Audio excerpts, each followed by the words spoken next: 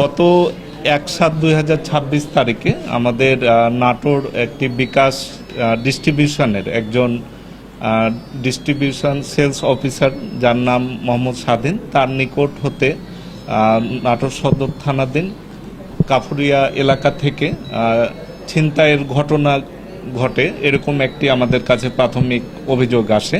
2-3 জন দুষ্কৃতিকারী ছিনতাই করে মর্মে তারা জানায়।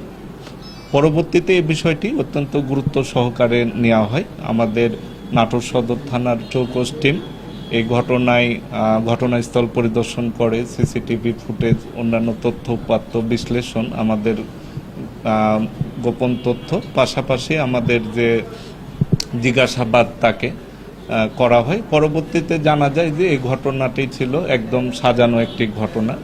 মোহাম্মদ স্বাধীন ইনি অনলাইন জুয়া খেলায় আসক্ত। এই জুয়া খেলায় তিনি এই 3.5 লাখ টাকা খুইয়েছেন।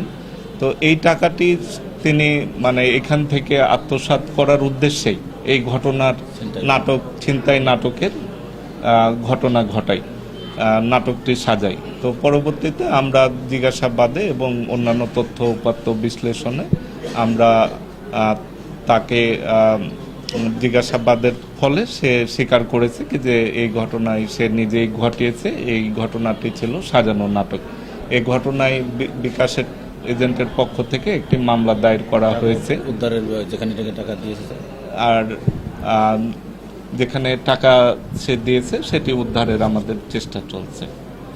এই ঘটনায় তাকে আমরা আটক দেখাচ্ছি এবং তার বিরুদ্ধে নিয়মিত মামলা রুজু হয়েছে। তাকে আমরা বিজ্ঞ আদালতে সোপর্দ করব।